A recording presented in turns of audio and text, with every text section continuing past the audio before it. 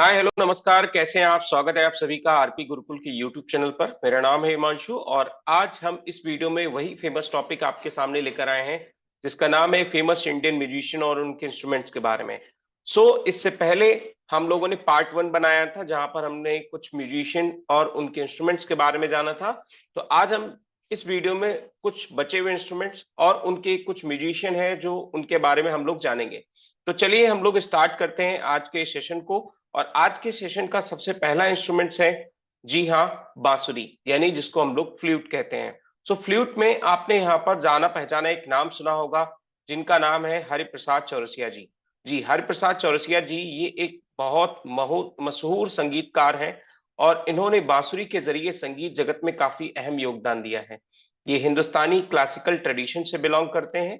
इसी के लिए यहाँ पर आप देखिएगा इनके योगदान की वजह से भारत सरकार ने इन्हें 1992 में पद्म भूषण से नवाजा। वहीं पर यश भारती सम्मान इन्हें 1994 में दिया गया और पद्म विभूषण भी, जो सेकंड हाईएस्ट अवार्ड होता है, वो भी इन्हें दिया गया। तो हम सभी ने देखा होगा जो बांसुरी हमारे समाज में यहाँ पर काफी प्रचलित है, ठीक है, और उसके जरिए संगीत में एक अहम योगदान दिया जाता है। ये म्यूजिक के कंपोजर भी रहे हैं, ठीक है। आगे हम बात करते हैं पंडित पन्नालाल घोष की। पंडित पन्नालाल घोष, इनको भले ही कोई अवार्ड जरूर ना मिला हो, लेकिन पंडित पन्नालाल घोष अपने आप में यहाँ पर एक अवार्ड है, क्योंकि इनका जो योगदान है संगीत जगत में, इन्हीं के नाम से यहाँ पर एक अवार्ड भी है, पंडित पन्नालाल घोष अवार्ड, ठीक है। क्योंकि इनका जो योगदान है संगीत जगत में वो आजादी के पहले ज्यादा रहा है, आजादी के बाद कम रहा है। इसीलिए इनका नाम यहाँ पर आप देखेंगे, इनका नाम है अमल ज्योति, ठीक है। ये एक मशहूर बांसुरी वादक रहे हैं और साथ साथ में यहाँ पर इन्होंने म्यूजिक कंपोजिंग का भी काम किया है, ठीक है। आगे हम बात करते हैं रामास्वामी महालिंगनम, ठीक है। ये भी आप यहाँ पर आप देखोगे कि एक इनको माली के नाम से जाना जाता है। ये भी एक मशहूर बांसुरी वादक रहे, लेकिन इनका योगदान जो है हिंदुस्तानी क्लासिकल म्यूजिक में नहीं है, लेकिन कहां पर है, कहाँ है, कर्नाटिक म्यूजिक में। अब हिंदुस्तानी क्लासिकल ट्रेडिशन और कर्नाटिक ट्रेडिशन में क्या फर्क होता है, क्योंकि जो हिंदुस्तानी क्लासिकल ट्रेडिशन है ये एक मिली जुली शैलियों का संगम है। इसमें कई सारी यहाँ पर शैली यहाँ पर विकसित हैं। लेकिन जो कर्नाटिक शैली है ये पूरी तरीके से एक इंडियन शैली है, इसमें किसी भी तरीके का कोई भी मिश्रण नहीं पाया जाता है।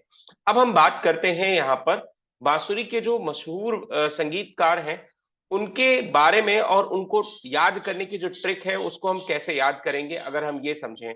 तो उनको याद करने की ट्रिक है हरि की बंशी। मतलब आप जानते होंगे भगवान श्री कृष्ण, जो कि यहाँ पर जिनका एक सिंबल है, मतलब जो बजाते हैं, बंसी बजाते हैं, और उनका उन्हीं के नाम से आप रख सकते हैं, हरि की बंशी बजाए रामा पंडित, ठीक है।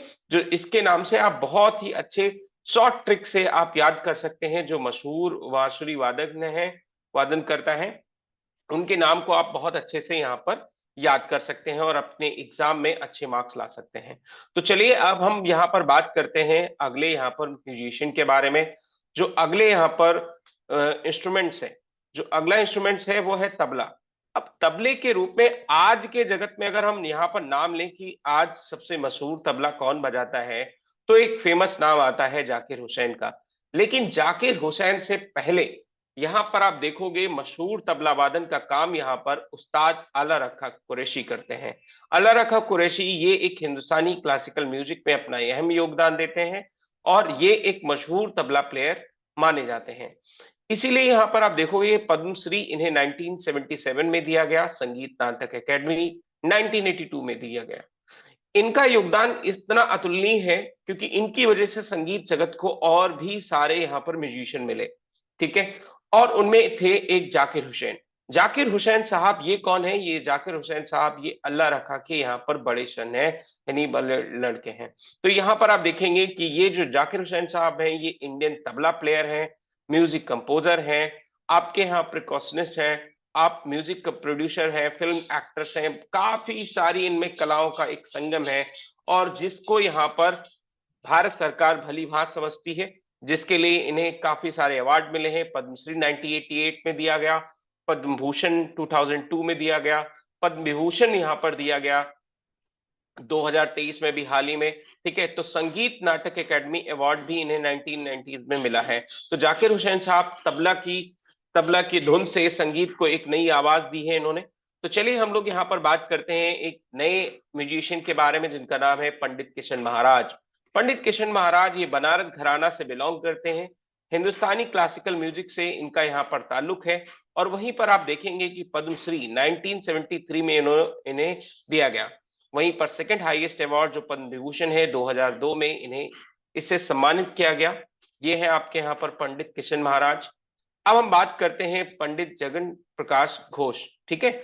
जगन प्रकाश घोष यहाँ पर आप देखेंगे कि इन्हें ये जगन प्रकाश घोष ये फर्रुखाबाद घराना से बिलोंग करते हैं। हिंदुस्तानी यहाँ पर क्लासिकल जो मेडलिस्ट है, इन इन म्यूजिकोलॉजिस्ट के नाम से जाना जाता है।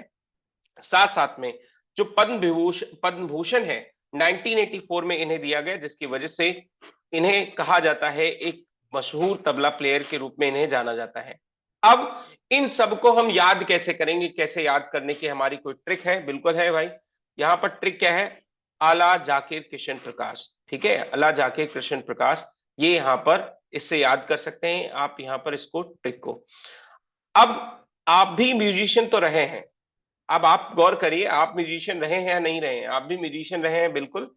आप म्यूजिशियन कब रहे हैं? आप रहे हैं 2020 में, ठीक है। मतलब मैं आप सबकी बात कर रहा हूं, आप सब म्यूजिशियन रहे हैं। क्यों? क्योंकि जब कोरोना काल आया था तो आपने ताली थाली तबला सब कुछ बजाया था।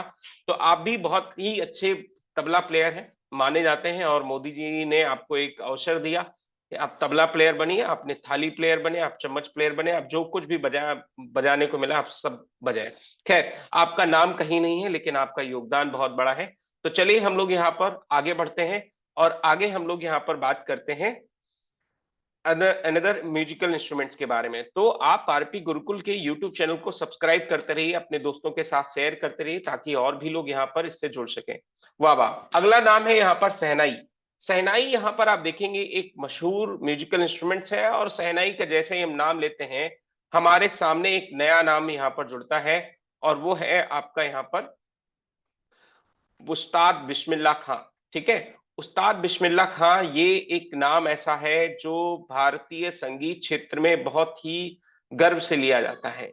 इनका योगदान संगीत क्षेत्र में बहुत ही अतुलनीय है। इन्हें यहाँ पर ये तीसरे ऐसे म्यूजिशियन हैं जिन्हें भारत रत्न से नवाजा गया है। आप क्या मुझे दो अनदर म्यूजिशियन के बारे में, दो अलग संगीतकारों के बारे में बता सकते हैं जिन्हें भारत रत्न मिला है? ठीक है, एक के बारे में हम लोगों ने यहाँ पर बात की है। तो ये जो बिस्मिल्लाह खां है, उन्हें 2001 में भारत रत्न से नवाजा गया। हालांकि इनका सफर जो है 2006 में समाप्त हो गया था, लेकिन इनकी अभी भी जो संगीत की धुन है हमारी कानों में कहीं ना कहीं गूंजती रहती है। उसके बाद एक अनदर जो शहनाई वादन करता रहे हैं पंडित कृष्णराम चौधरी, ये आपके यहाँ पर पद्मश्री अवार्डेड यहाँ पर एक म्यूजिशियन थे, शहनाई वाद्य करता थे। लेकिन यहाँ पर आप देखोगे कि इनका जो लास्ट टाइम पीरियड है वो काफी टिपिकल गुजरा, काफी एक टफ जिंदगी रही। दोस्तों मैं आपको यहाँ पर बताना चाहता हूँ, क्या होता है कि जब संगीत क्षेत्र में या किसी ऐसे कला के क्षेत्र में हम जुड़ते हैं और हमारे आने वाली पीढ़ी जब उस क्षेत्र में नहीं रुचि लेती है, तो थोड़ा सा सर्वाइवल क्या हो जाता है, मुश्किल हो जाता है। अक्सर आपने देखा होगा कि जितने भी मशहूर संगीतकार रहे हैं उन्होंने अपने आने वाली जनरेशन को भी संगीत से जोड़े रखा है, जिसकी वजह से उनकी जो जीवन शैली है वो थोड़ी सी आसान बनी रही, उनके खाने कमाने का जरिया भी बना रहा। लेकिन कृष्णराम चौधरी के साथ ऐसा नहीं था। उनके साथ यहाँ पर उनका जो अंत है वो संगीत की आगे पीढ़ी को यहाँ पर जोड़ नहीं सका। और वहीं पर आप देखोगे कि जो इनका जो लास्ट टाइम पीरियड था गुजरा, ठीक है। और यूपी के रहने वाले थे ये, ठीक है। तो चलिए अब हम बात करते हैं नए म्यूजिशियन के बारे में, अली अहमद हुसैन साहब। ये खान साहब जो है शहनाई प्लेयर थे, और इन्हें यहाँ पर आप देखोगे संगीत नाटक एकेडमी 2009 में इन्हें सम्मानित किया गया। तो जो संगीत नाटक एकेडमी है, इसकी वजह से आपको यहाँ पर देखोगे कि कई सारे जो म्यूजिशियन हैं, कई सारे संगीत नाटक एकेडमी अवार्ड, इसकी वजह से आप यहाँ पर देखोगे कई सारे जो म्यूजिशियन हैं उनको एक नई यहाँ पर पहचान मिली है, ठीक है। तो चलिए हम आगे बात करते हैं बिस्मिल राम अली, ठीक है। ऐसे याद करना है, बिस्मिल राम अली। ये है शहनाई के जो म्यूजिशियन है उनको याद करने की एक शॉर्ट ट्रिक। ठीक है, चलिए अब हम बात करते हैं अनदर म्यूजिशियन के बारे में और अनदर म्यूजिकल इंस्ट्रूमेंट्स के बारे में। तो अगला म्यूजिकल इंस्ट्रूमेंट्स क्या है, हम बात करते हैं मृदंगम की। ठीक है, मृदंगम आप यहाँ पर जानते हैं जिसको हम आम बोलचाल की भाषा में ढोलक के नाम से जानते हैं, लेकिन मृदंगम का जो यूज है वो हिंदुस्तानी क्लासिकल शैली में कम होता है। इसका इस्तेमाल ज्यादा से ज्यादा यहाँ पर आप देखोगे सो कर्नाटिक म्यूजिक में ज्यादा होता है। तो इनमें इनका नाम आता है यहाँ पर केवी प्रसाद। ठीक है, केवी प्रसाद जो आपके कर्नाटिक म्यूजिक से बिलोंग करते थे, इनका भी नाम यहाँ पर याद कर लीजिएगा। दूसरे हैं आपका यहाँ पर उमायालपुरम। ठीक है, उमायालपुरम श्री रमनम, इनको भी आप यहाँ पर याद कर सकते हैं, और इन्होंने मृदंगम के जरिए संगीत को बहुत ही अच्छी पहचान दी है। ठीक है, इनका यहाँ पर योगदान बहुत ही अच्छा है, जिसके कारण यहाँ पर भारत सरकार ने पद्म विभूषण एवं संगीत नाटक अकादमी से इन्हें अवार्ड किया। पद्मश्री भी इन्हें 1988 में यहाँ पर मिला हुआ है।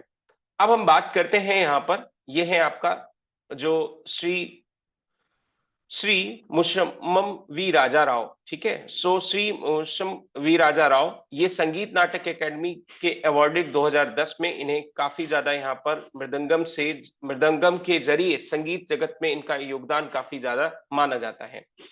इसको यहाँ पर ये समझिए कि कर्नाटिक जो म्यूजिक है उसमें मृदंगम का इस्तेमाल ज्यादा होता है, जिसके कारण आप यहाँ पर देखोगे कि कर्नाटक म्यूजिक इंस्ट्रूमेंट्स में जो आपके एक मशहूर इंस्ट्रूमेंट्स आते हैं उनमें एक अहम योगदान मृदंगम का रहता है।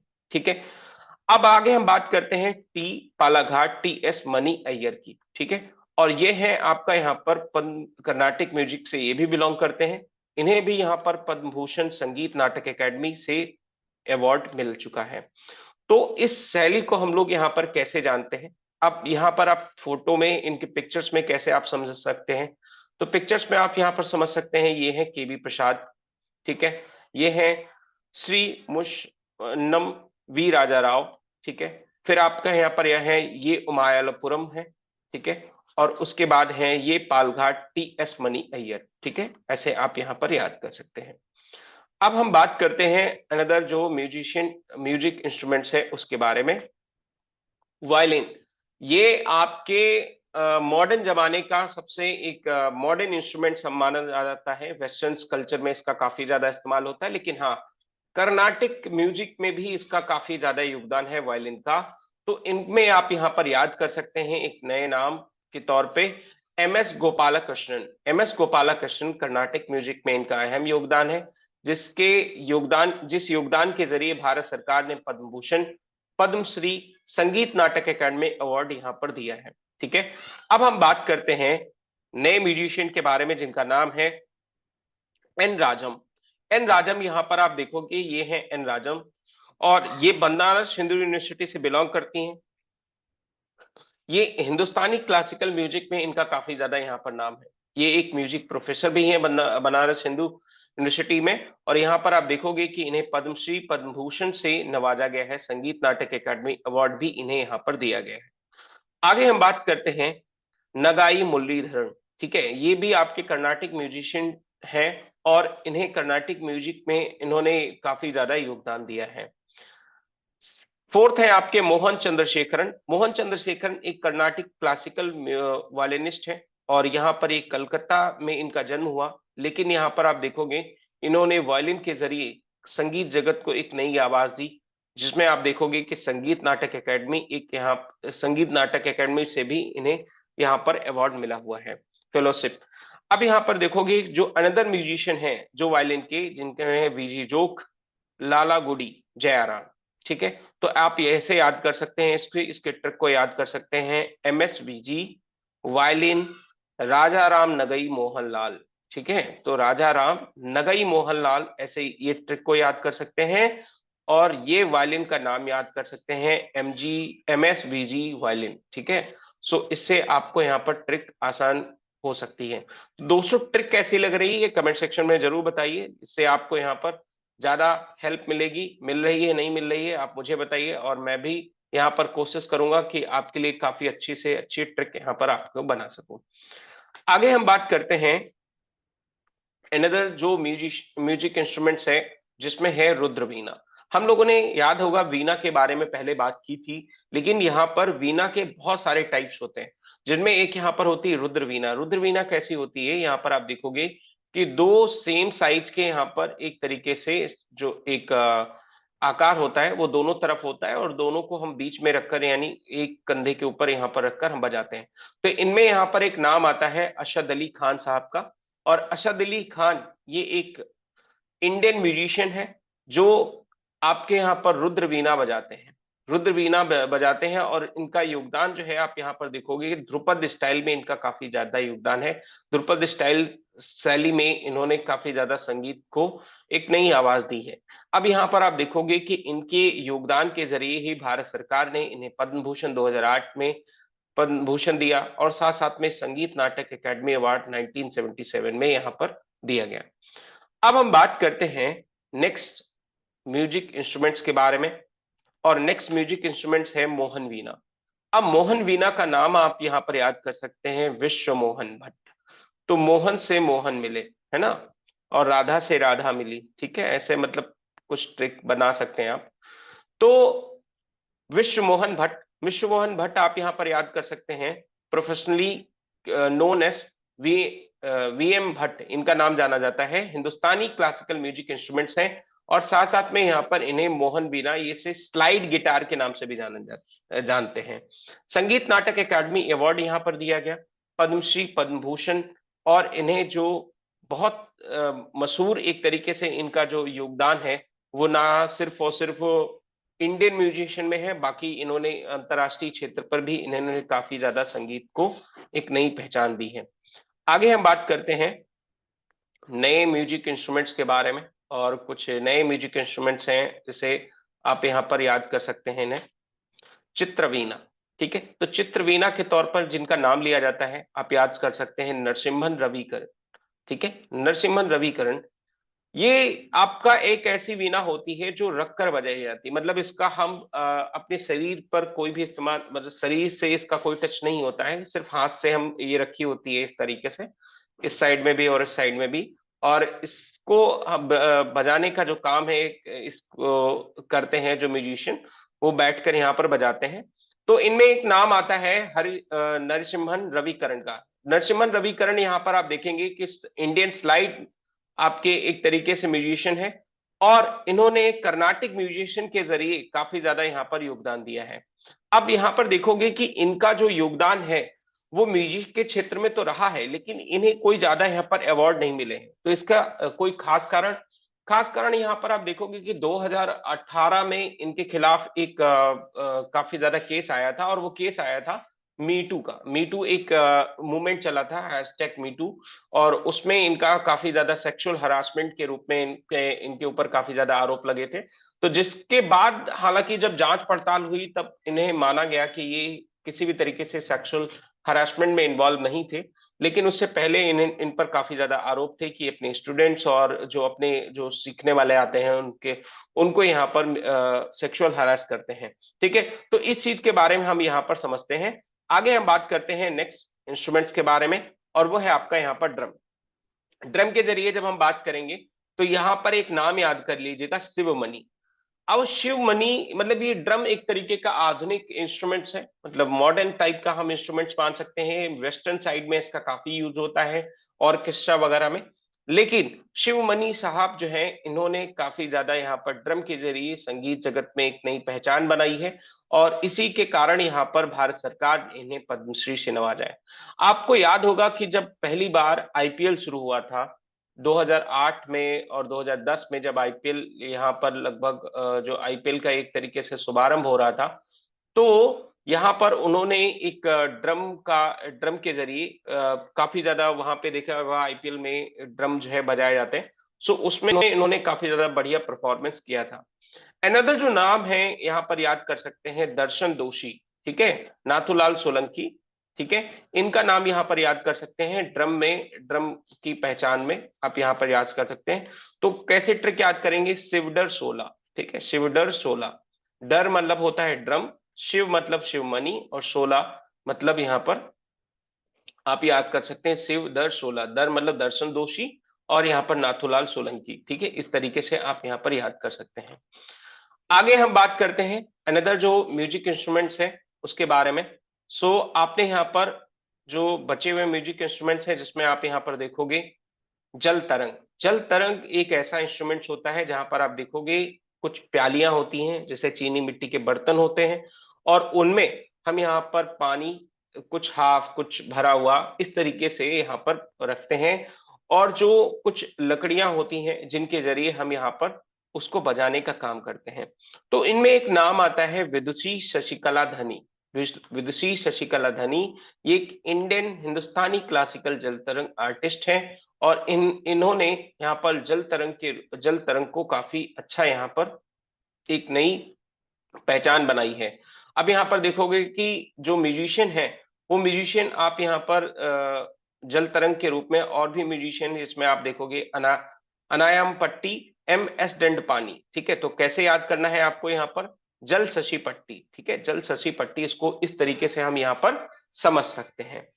अब बात करते हैं जैसे हम लोग अनदर म्यूजिक इंस्ट्रूमेंट्स के बारे में। जो अनदर म्यूजिक इंस्ट्रूमेंट्स है वो है घटम। घटम आप यहाँ पर देखोगे, ये है घटम में एक जैसे घड़ा होता है और उसको बजाने का काम होता है। तो इनमें जो सबसे अच्छा नाम आता है तेठा कुडी हरिहरा। ठीक है, इनका नाम आता है, और इन्होंने काफी ज्यादा महत्वपूर्ण योगदान दिया है संगीत क्षेत्र में अपना घटम के जरिए। और घटम के जरिए जो योगदान दिया है, इन्होंने कई सारे अन्य संगीतकारों के साथ, जैसे रविशंकर साहब हैं, ठीक है, जो विलायत खान साहब हैं, इनके साथ इन्होंने काफी ज्यादा यहाँ पर शो किए हैं। तो आप यहाँ पर देखोगे इन्हें भारत सरकार ने भी काफी ज्यादा यहाँ पर अच्छे अवार्ड दिए हैं। पद्मश्री 2002 में दिया है, 2014 में इन्हें पद्म भूषण मिला है, साहित्य नाटक अकादमी फेलोशिप मिला है। ये सारे यहाँ पर अवार्ड मिले हैं। कुछ अन्य नाम हैं जो घटम के साथ जोड़ने चाहिए, जिनमें आप यहाँ पर याद कर सकते हैं वी सेल्वा गणेश, घटम गिरिधर उद्दप्पा, सुकन्या रामागोपाल। तो कैसे याद करना है इसको? याद करना है हरिघाट सिल्वा गिरिधर सुकन्या, हरिघाट सिल्वा गिरधर सुकन्या, ये आप यहाँ पर इस ट्रिक को याद कर सकते हैं। ठीक है, अब हम बात करते हैं अनदर म्यूजिक इंस्ट्रूमेंट्स के बारे में, वो है तानपुरा। ये तानपुरा को कैसे याद किया जाएगा, आपको यहाँ पर याद करना है। जैसे आपने देखा होगा कि जो नारद मुनि एक लिए रहते हैं ना, उसको भी हम तानपुरा कहते हैं एक तरीके से, जो आपका सितार तरीके का होता है। तो इसमें नाम याद रख सकते हैं गौरी शंकर गुरुस्वामी, सोमन पिल्लई, प्रसन्ना अथले, निल्लई कृष्णन, इंदिरा शेषधारी। तो कैसे याद करना है? गौरी तान सोम पर कृष्णा शेषधारी। ठीक है, ऐसे याद कर सकते हैं, गौरी तान सोम पर कृष्णा शेषधारी। ठीक है, इसको आप यहाँ पर याद कर सकते हैं। अब तो ये थे आज के यहाँ पर म्यूजिक इंस्ट्रूमेंट्स में, और म्यूजिक इंस्ट्रूमेंट्स के जरिए आज के सेशन को हम लोग यहाँ पर एंड करते हैं।